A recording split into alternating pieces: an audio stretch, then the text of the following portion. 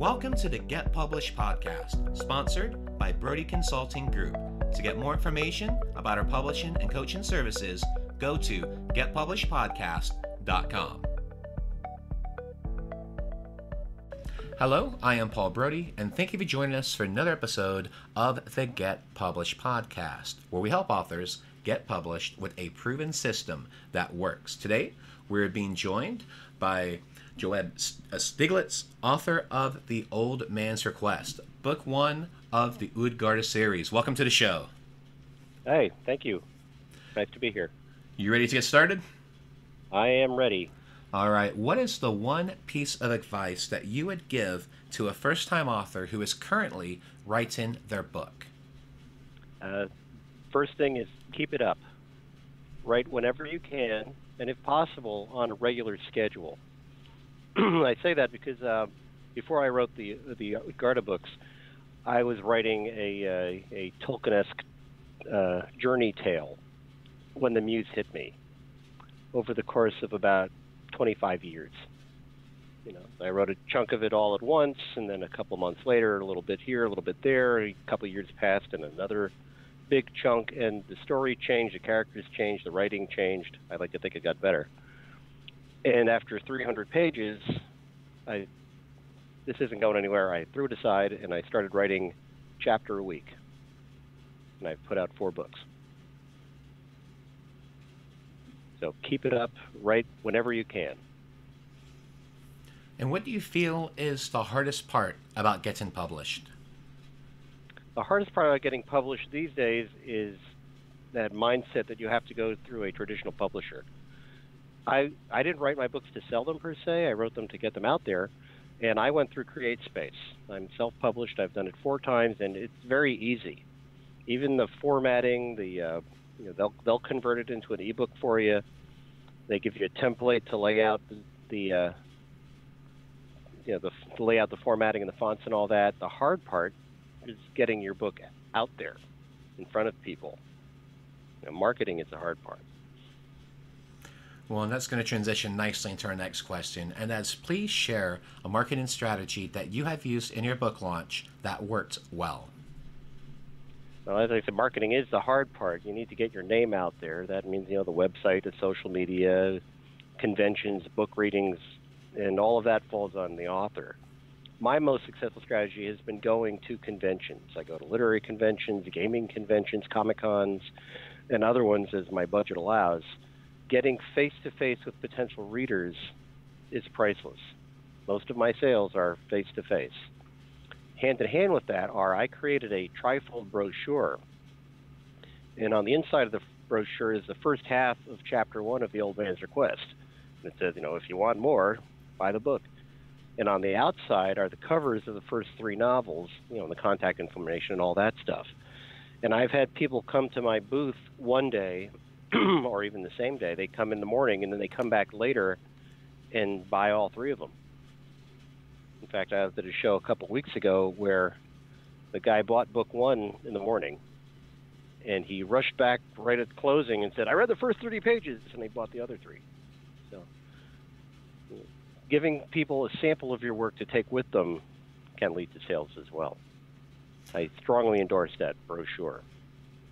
Well, you bring up a great point in regards to the different types of conventions. So you're talking about going to every type of convention possible, because you mentioned about Comic-Con and some of those different ones. So for each of those conventions, do you actually purchase a booth at like an area where you can promote your book? What is your strategy with that? Yeah, I get a booth, and sometimes I share it with another author friend of mine, but usually it's my own booth. And, I've got the books there. I've got racks. I've got these... stand-up banners of the book covers to attract attention. And people come by. They see it. A lot of them look at the book covers and say, wow, I have some nice covers. And they come over and say, tell me about this. And that's all you need. And how much is the investment for, typically, I know they're going to range differently, but for the different types of conventions, what are typically the price points to rent the booth? Well, for a smaller convention, I think I've had one that was as low as like $75, and the really huge one was $300. Don't do those too often. The other thing I try to do is for every convention that I travel to or I need to get a hotel, I'm going to try to do 2 or 3 local ones where I don't need a hotel, because the hotel is what gets expensive. And are you also doing book sign-ins as well, or do you sign it in regards to get, they buy the book, you sign it for them, or you do actually have like a book signing event at the convention? Well, I'm getting a scheduled event at these conventions is kind of challenging, but I will sign the book at the table when people buy it. And then how many books do you typically take to sell at the conventions too? Because obviously you're probably going to have to sell a pretty decent amount of them to be able to get your return of investment. Yeah, well, I've got 4 books and a anthology out, and I usually bring 15 to 20 of the first book and maybe 10 of the other ones. And I have sold out of the first book. Cool. Well, thank you for sharing that strategy. That's actually the first time I've heard of actually bringing it into different conventions. Now, we've talked about different author conventions, but the fact that you're branching out to Comic-Cons and some of these other ones, it's very innovative. Yeah, well, my books are fantasy fiction, supernatural thriller, pulpy type things, and it would appeal to folks who like comic books or folks who like role-playing games. And a lot of these conventions these days kind of cross-pollinate. So, I mean, if you go to to an anime convention, a story is a story. No, I agree. Well, let's talk about your favorite book. So what is your favorite book, and what was the #1 thing that you learned from it? Well, I like stories where the environment is a character as well as the protagonist, such as, Edgar Rice Burroughs had his Martian stories, or Tarzan in the jungle, or I really liked the Philip Kerr's Bernie Gunther novels. He's a detective in Germany before and during World War II, and his experience with the political change there, and his experiences during the war. The police department. He was not a Nazi. The police department was absorbed by the SS. So one day he's a cop, next day he's an SS officer, and all the notoriety that comes with it. And he gets assigned to investigate things that are shady to start with, all under the auspices of upholding the law as defined by Nazi Germany. So the environment is equally important to the emotions and the action that happens in there. It sets the stage. It is the stage. So these stories taught me that you need to have the stage set for your characters to be real. Yeah, you bring up a great point with that. Well, what do you feel is your favorite quote, and why is it your favorite quote? Well, my favorite quote, or at least the quote I use most frequently, is "Plan to fail and you will succeed." And it's easy to sabotage yourself.